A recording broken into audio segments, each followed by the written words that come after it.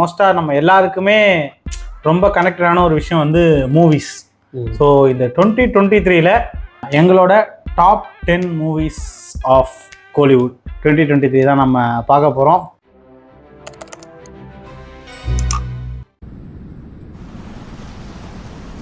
Top 10 மூவிஸில் 10th பிளேஸில் இருக்கிற movie என்ன படம்?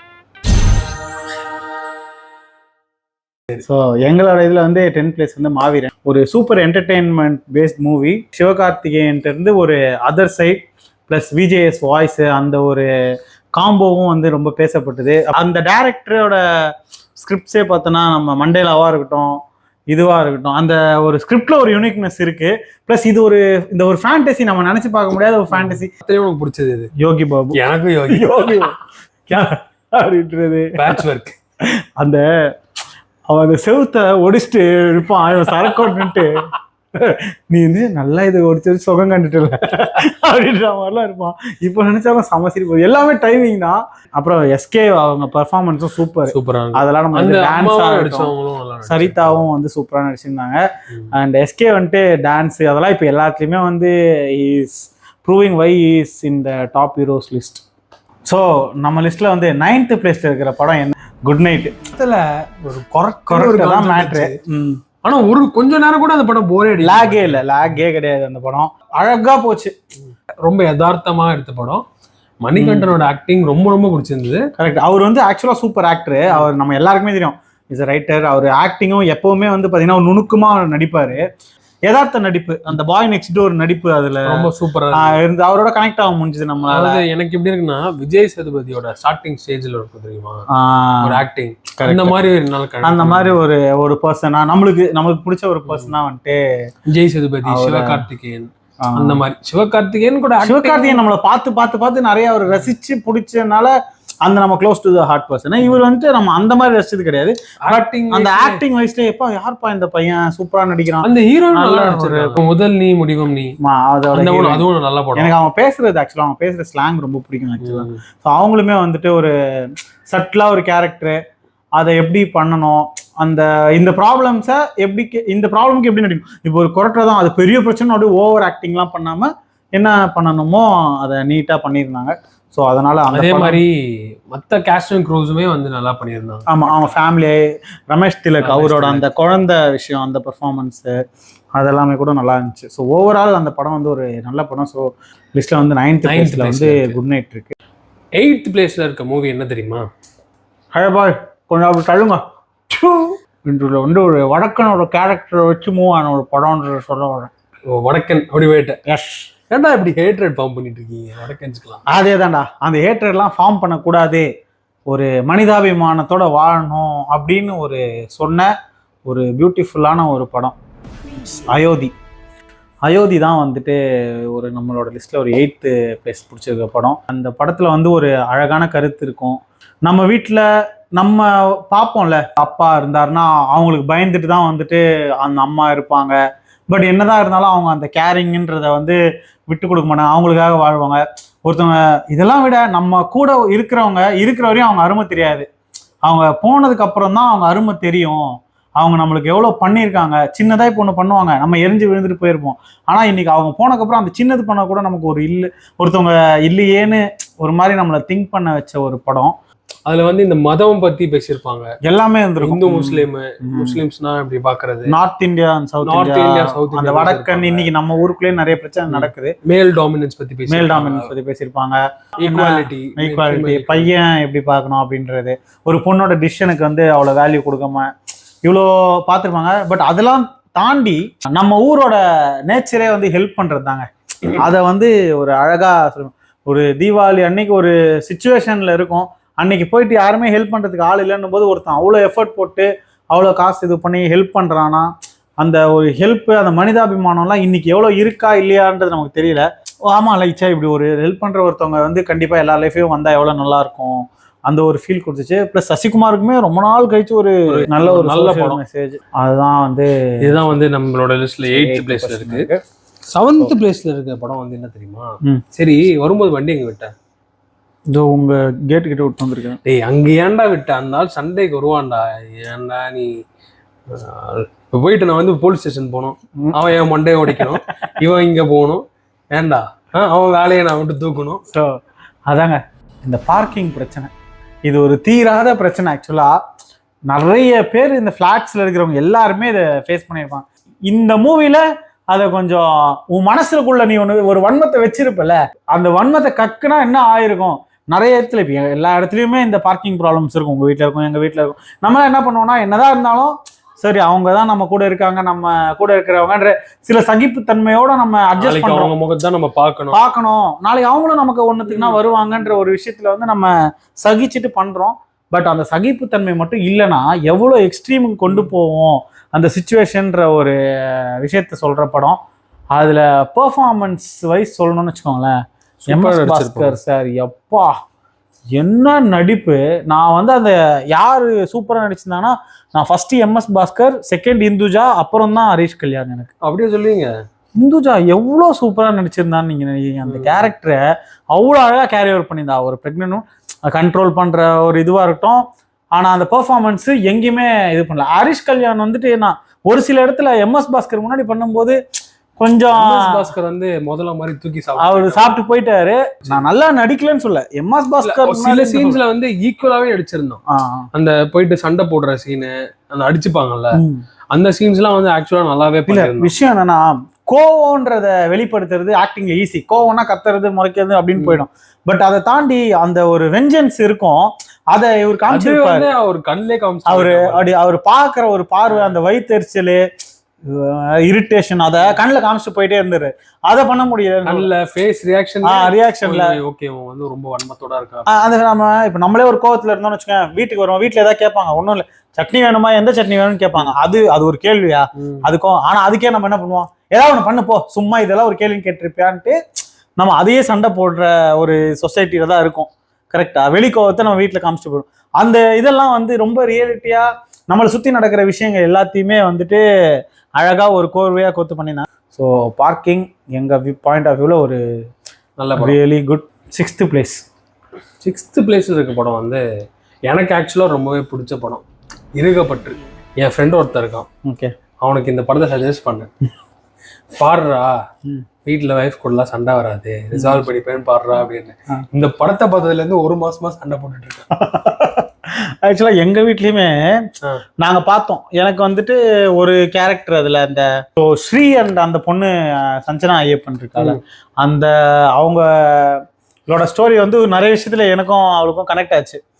இதில் என்னன்னா, அதை பார்த்து நாங்கள் சால்வ் பண்ணுவோம்னு பார்த்தா சண்டை போடுறோம். நான் அவனுக்காக சண்டை போடுறேன், இவன் இவளுக்காக சண்டை போடுறான்ற மாதிரி ஆயிடுச்சு. ஏன் இவ பண்ணணும் தப்பு தானே, அவன் பண்ணணும் தப்பு தானே, சண்டை போட்டுட்டு இருக்கோம். அடா பாவீங்களா, இந்த படம் வந்தா இந்த மாதிரி கப்புள்ஸ் ரிசால்வ் பண்ணுவாங்கன்னாங்களே, இதுதான் எங்களுக்குள்ள நல்லா போயிட்டு இருந்துச்சு. ஆக்சுவலா சந்தோஷமா வந்து படம் பார்க்க உட்காந்தோம், சண்டை போட்டு கிளம்பு அந்த மாதிரி இருந்துச்சு. பட் வந்து சூப்பரான ஒரு படங்க.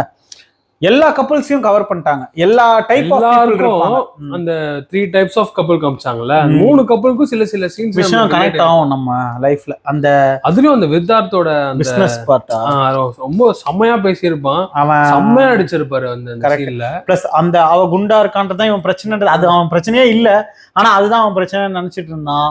ஸோ அந்த விஷயம் நல்லா இருந்துச்சு. இப்போ நம்ம வந்து டாப் 5 போயிடலாம். எஸ், 5th பொசிஷன் இருக்க படம் என்னது? இது நம்ம ரேட் பண்ற அளவுக்குலாம் நம்ம ஒரு பெரிய ஆள் கிடையாது. பட் ஆனால் ஒரு என்ன வந்து ரொம்ப பாதிச்ச படம். இந்த படத்தை பார்த்துட்டு 2 நாள் என்னால் தூங்க முடியல. தாக்கத்தை ஏற்படுத்தின ஒரு படம் என்னை பொறுத்தவரையும். எனக்கு எப்படி தெரியுமா இருந்துச்சு, என்னடா இப்படியெல்லாம் ஒருத்தவங்களை கொடுமைப்படுத்தி இருக்காங்களா. ஒரு உனக்கு அதிகாரம் இருக்கு, அந்த அதிகாரத்துலனா நீ என்ன வேணா பண்ணலாமா. ஒரு அவனும் நீயும் மனுஷன் நானும் மனுஷன், நீ வந்து உனக்கு ஒரு அதிகாரம் இருக்கு, அதிகாரம் இல்லை, எனக்கு நான் ஒரு சாதாரண வாழ்க்கை வாழறவனா உனக்கு அதிகாரம் இருக்குன்னு நீ இழுத்து போட்டு நீ என்ன வேணா பண்ணலாமா. அவனோட உள்ளுக்குள்ள போயிட்டு அவனை கூறா கிழிச்சா மாதிரி இருந்துச்சு. ஸோ ஃபர்ஸ்ட் எந்த படம்னு சொல்லிடலாம். விடுதலை. உங்களுக்கே தெரிஞ்சிருக்கும், விடுதலை பார்ட் 1. ஒரு சாதாரண மக்கள் தான் அவங்க, நம்மளால நீயும் அக்செப்டே பண்ண முடியாத விஷயம், என்னால முடியல. அதை வந்து இப்படிலாம் பண்ணியிருக்காங்களா, அதை வந்து ஒரு ஃபிலிமா எடுத்து காமிக்கணும்னு நினைச்சதுக்கே ஒரு சல்யூட். கோவம் வந்துருச்சு எனக்கு இந்த சொசைட்டி மேல சொல்ல மாட்டேன். உனக்கு அதிகாரம் ஒண்ணு அரசியல் இல்லை, இந்த மாதிரி ஒரு பவர் இருந்துச்சுன்னா போலீஸ் இந்த மாதிரி ஒரு பவர் இருந்துச்சுன்னா என்ன வேணா பண்ணலான்றது கிடையாது. நீங்க தான் இவங்க நம்மளை காப்பாத்துவாங்கன்னு மக்கள் நம்பி இருக்கிற இடத்துல இவங்களே இப்படி பண்ணும்போது அதுக்கப்புறம் யார்கிட்டயும் போக முடியாது. இவங்க பண்ண இதே ஆக்டிவிட்டியை யூனிஃபார்ம் இல்லாம ஒருத்தன் பண்ணியிருந்தா அவனுக்கு எவ்வளவு பெரிய தண்டனை இந்த நாட்டுல கிடைச்சிருக்காது. இஃப் ஹி இஸ் பவர்ஃபுல் அவனுக்கு கிடைச்சிருக்காது. நான் அதான் சொல்லிட்டேன், யூனிஃபார்ம் கழட்டி ஒரு சாதாரண மனுஷன் இப்படி பண்ணியிருந்தான்னா அவனுக்கு எவ்வளவு பெரிய ஒரு தண்டனை கிடைச்சிருக்கணும். ஆனா ஒரு குரூப்பையே ஒரு ஊரையே இந்த மாதிரி பண்ணிட்டு இன்னைக்கு அவங்க வந்துட்டு இதுவா probably most of them are free அப்படின்றது வந்து நான் இந்த படம் பேசும்போது இன்னொன்று ஒரு பாயிண்ட்டும் நான் ஆட் பண்ணிக்கிறேன். அந்த வீரப்பன் அவர் கூசே முனிசாமி வீரப்பன் படம் இருக்குல்ல, சீரீஸ் இருக்குல்ல, அது பார்த்தேன். அதுவும் ஆல்மோஸ்ட் மோரலஸ் இந்த ஸ்டோரியோட ஒரு லைன் தானே அதுவும். அதுலலாம் பார்த்துட்டு எனக்கு ஒரு 2 நாள்லாம் எப்படி தெரியுமா இருந்து அது என் மண்டைக்குள்ள அப்படியே ஓடிட்டே இருக்கு, ஒரு தாக்கத்தை ஏற்படுத்திட்டு. என்னடா இப்படி பண்ணியிருக்கீங்க. நக்கீரன் அவருக்கு ஒரு பெரிய தேங்க்ஸ் சொல்லணும். அதெல்லாம் இது பண்ணி இன்னைக்கு கொடுக்குற ரிலீஸ் பண்றதுக்கு வந்து அவருக்கு கொண்டு வந்திருக்காங்க. உண்மையா வெளியே சொன்னாரு. இது ஒரு வந்து டிலேடு இதுதான், பட் ஆனால் அட்லீஸ்ட் இப்போவாச்சும் நமக்கு தெரியுதுல்ல. ஸோ அண்ட் விடுதலைக்கு வருவோம். ரொம்ப இளையராஜா மியூசிக், அந்த சீன்ஸ், சூரி வந்து ஒரு ஹீரோவா நம்ம அக்செப்ட் பண்ணிக்கிட்ட ஒரு விஷயம். நம்ம அக்செப்ட் பண்ணிட்டோம். ஒரு டைரக்டர் பெர்ஸ்பெக்டிவ்ல யோசிச்சு பாரு. வெற்றிமாறன் அவரோட வியூல வந்து இன்னொன்னு எனக்கு என்ன ரொம்ப பிடிச்சிருந்ததுன்னா, சூரிய அவர் எப்படி ஹீரோவா பார்த்தாரு. நான் சூரிய ஹீரோவா காட்ட போறேன், இத ப்ரொடியூசர் அக்செப்ட் பண்ணிக்கணும். மோரோவர் இது ஒரு சாதாரண படம் கிடையாது, பெரிய படம், இதுல நிறைய உண்மை இருக்கு. இந்த மாதிரி ஒரு படம் ஒரு ஹீரோ நான் மாத்தி சூஸ் பண்ணனால அது நல்லா ஓடலையோன்ற ஒரு கேள்வி அந்த ஒரு டைரக்டருக்கு இருக்கும். பட் எனக்கு அந்த ஒரு கிளாரிட்டி இருக்குல்ல அந்த ஒரு விஷயத்துல, எனக்கு இதுதான் வேணும் அப்படின்னு. ஆனா அவர் என்ன சொல்றாருன்னா, அந்த ரீசெண்டா ஒரு இன்டர்வியூல எனக்கே என்ன கிளாரிட்டி இல்லாம பண்றேன்றாரு. ஆனா நீங்க பண்றதுல இவ்வளவு கிளாரிட்டி இருக்கு, நீங்க எப்படி இவ்வளவு கிளாரிட்டி இல்லைன்னு சொல்றீங்கன்னு. அப்புறம் அதுல விஜய் சேதுபதியோட இன்க்ளூஷன் வந்து ஒரு படத்துக்கு பிளஸ் தான். ஸோ அவரோட மெயினான பார்ட்லாம் நம்ம பார்ட் 2ல தான் பார்ப்போம். eagerly waiting for part 2. So விடுதலை பார்ட் 2 முடிச்சுட்டு அப்படியே வடச்சென்னை பார்ட் 2 பக்கம் வந்தீங்கன்னா கொஞ்சம் நல்லா இருக்கும். ஸோ லெட்ஸ் கோ டு நம்மளோட 4th பேஜ்ல இருக்க படம் என்னன்னு பார்த்தலாமா?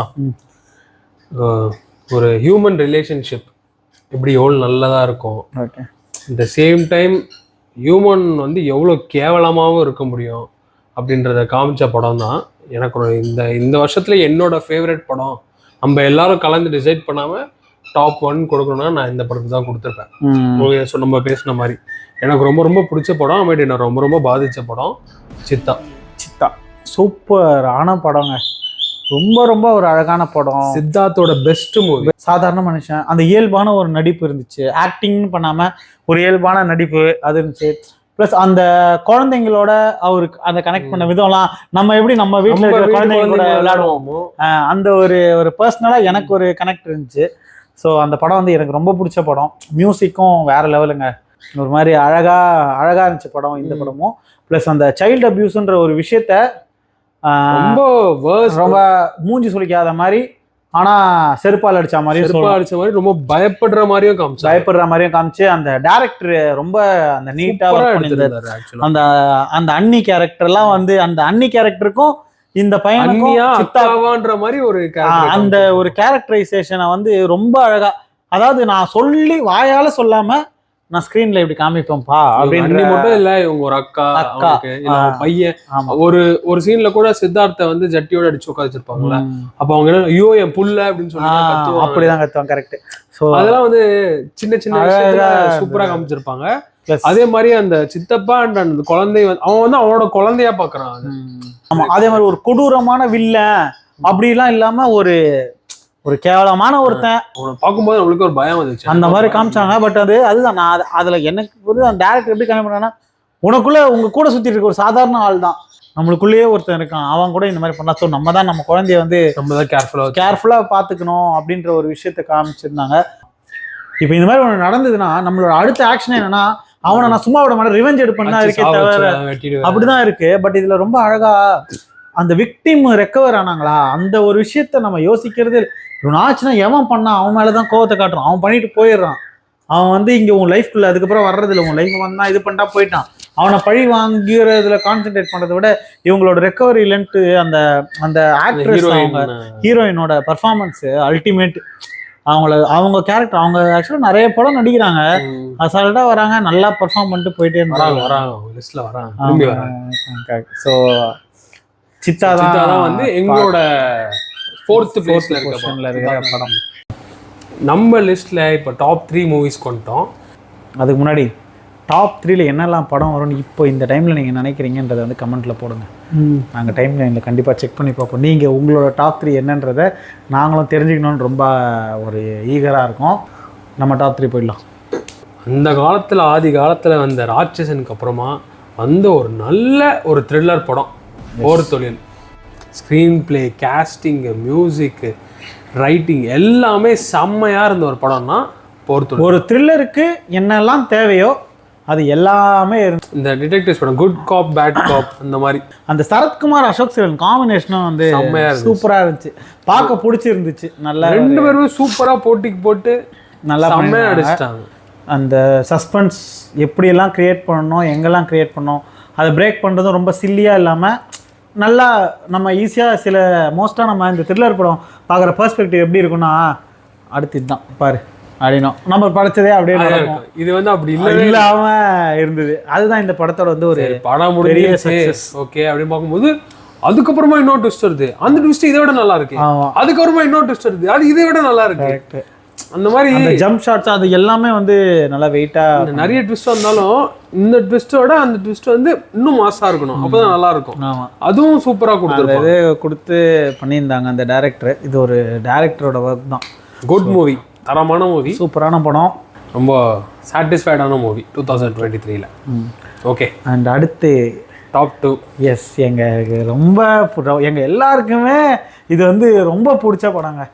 ஒரு தேம்பி தேம்பி தேம்பி அழுத படம். அழுதோம், ரசித்தோம், என்ஜாய் பண்ணோமா, சிரித்தோம். சூப்பரான படம். என்ன படம்? டாடா.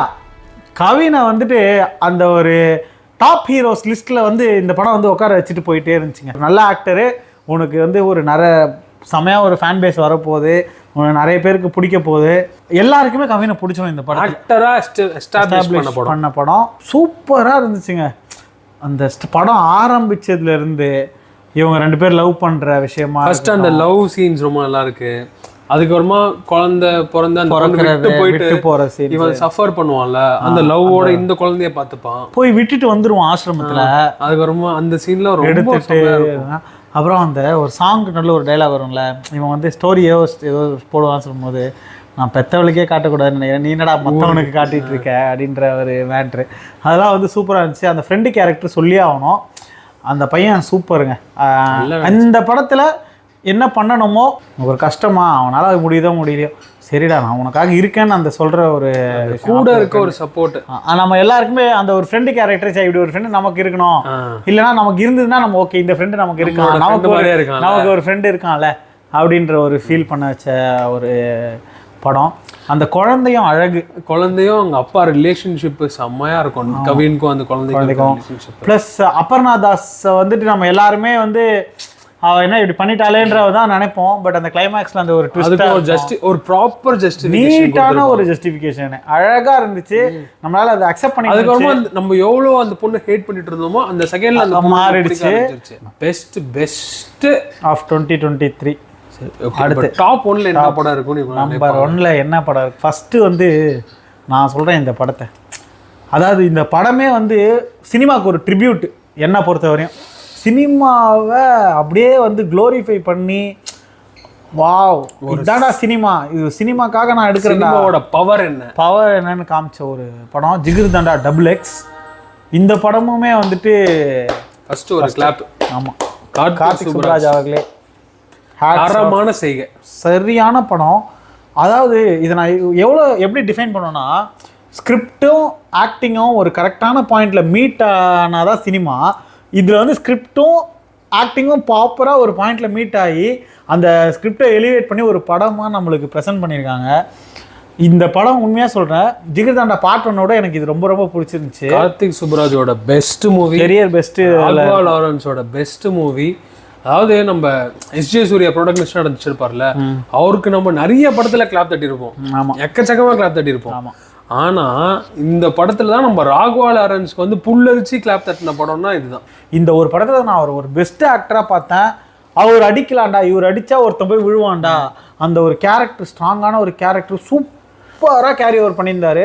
கடைசி நிமிஷம் அந்த கடைசியாக அந்த வந்து கோமாரே ஏன் அப்படின்னு கேட்குற இடம் வரையுமே ஆக்டிங் பிரித்து மேய்ஞ்சிட்டாரு Raghava Lawrence. Best in his கெரியர்னு தான் நான் சொல்லுவேன். வேறு எந்த படமுமே கிடையாதுங்க. ஒரு ஸ்கிரிப்ட் வைஸாக இருக்கட்டும், லைட்டிங்கு, மேக்கிங் எல்லாமே வந்து பர்ஃபெக்ட் 100 கொடுத்துட்டு போயிட்டே இருக்கலாம். Cast and crew 100. அகைன் அந்த ஆக்ட்ரஸ் 100. இதுலேயுமே அந்த மலையரசி கேரக்டரு செம்மையா பிச்சுட்டாங்க. அழகா வந்துட்டு எப்படி சொல்றது, அந்த ஒரு ட்ரைப் விமன், பட் அந்த நான் எனக்கு ஒரு டாமினேட்டிங் பவர் இருக்கு, அவன் ஊருக்கே இதுவாக இருக்கலாம், ஆனால் நான் அவனை திட்டிட்டு போவேன்டா அப்படின்ற ஒரு இதாக இருக்கட்டும், எல்லாமே இருந்துச்சு. எனக்கு அந்த ட்ரைப் லைஃப் ரொம்ப பிடிச்சிருந்துச்சு. நல்லா அழகாக காமிச்சிருந்தேன். ரொம்ப பிடிச்சிருந்துச்சு எனக்கு. அந்த மாதிரி மக்கள் கூட எல்லாம் கொஞ்சம் இருக்கணும்லாம் ஒரு ஆசை. அதே மாதிரி அந்த இன்னொரு கேரக்டர் காமிச்சாங்கல்ல, அந்த ஒரு மாதிரி வேட்டையாடுற கேரக்டர் மாதிரி, அவரும் கொஞ்சம் நல்லா பண்ணியிருந்தார். ஆக்சுவலா வீரப்பன் தான் அதை வந்து கொஞ்சம் செட்டில் ஆக்கி வேற மாதிரி பண்ணி காமிச்சிருக்கு. இந்த படம் வந்து நீங்க கொடுத்துட்டு போயிட்டே இருக்கலாம். எங்க குரூப்ல பார்த்த எல்லாருமே பார்த்து முடிச்சுட்டு என்னடா தரமான படம்டா அப்படிதான் சொன்னாங்க. இந்த படமும் நம்மளுக்கு ஒரு மாதிரி ஆச்சு, ஓரளவுக்கு டிஸ்டர்பன்ஸும் ஆச்சு. ஆமா, படத்துல அந்த கிளைமேக்ஸ் நம்மளுக்கு ஒரு சாட்டிஸ்ஃபேக்ஷன் கொடுத்துருச்சு. அதனால நம்மளால கொஞ்சம் செட்டில் ஆயிக்க முடியும். ஸோ எங்களோட இதுதான் எங்களோட top 10 list of movies. Top 10ல நாங்கள் சொன்ன மூவிஸ் தவிர இன்னும் ஒரு 2 படம் ஸ்பெஷல் மென்ஷனாக சொல்லலாம். ஒன்று வந்து லோகேஷ் கனகராஜோட லியோ அண்ட் நெல்சனோட ஜெயிலர். 2 படமே கமர்ஷியலி ஒரு நல்ல படம். எல்லாருமே நானும் என்ஜாய் பண்ணேன், இங்கே இருக்க எல்லாருமே என்ஜாய் பண்ணாங்க. எல்லாருமே என்ஜாய் பண்ணியிருப்போம் படத்தை. ஒரு தளபதி படம், தலைவர் படம்ன்றது ஒரு வேற ஜேனர், அது தனியாக தான் பார்க்கணும் நம்ம. அது வந்து இப்போ நல்ல படமா அதில் இருக்கா அப்படின்றது இல்லை, அவங்க நடித்தாலே நம்ம பார்த்துருவோம். அது வந்து படம் பிளாக் பஸ்டரு, உங்களுக்கு வந்துட்டு பாக்ஸ் ஆஃபீஸ் கலெக்ஷனில் டாப்பில் இருக்கும் இவங்க 2 பேர் படம்ன்றது நம்ம எல்லாருக்கும் தெரியும். ஓகே, இது வந்து எங்களோட டாப் 10. இந்த டாப் 10ல என்ன படம் வந்திருக்கணும், எது வந்திருக்கக்கூடாதுன்றத நீங்கள் கமெண்ட்டில் மென்ஷன் பண்ணுங்கள். உங்களோட டாப் 10 மூவி எதுன்றதையும் கீழே கமெண்ட்டில் மென்ஷன் பண்ணுங்கள். இந்த வீடியோ பிடிச்சிருந்தா லைக் பண்ணுங்கள், ஷேர் பண்ணுங்கள், சப்ஸ்கிரைப் பண்ணுங்கள், ஆல்சோ கமெண்ட் பண்ணுங்கள். தேங்க்யூ. நன்றி, வணக்கம், ஹாப்பி நியூ இயர் சொல்லி. பட் இது வந்து வந்துடும் இப்போ நியூ இயர்க்குள்ள. சரி, ஓகேங்க, ஹாப்பி பொங்கல்னு சொல்லி வைப்போம். ஹாப்பி பொங்கல், வேலண்டைன்ஸ் டே அப்புறம் அடுத்த வீடியோவில் அதுக்குள்ள போட்டுருவாப்புல. நல்ல மனுஷன், தப்பா நினச்சிக்காதீங்க. ஓகே, தேங்க்யூ கைஸ், பை, வணக்கம். டேய், எண்டு கார்டு போட்டு எகத்தால மாடா பண்றீங்க. எனக்கு எண்டே கிடையாதுடா. என்னோட அடுத்த aim 10 worst movies of Tamil cinema.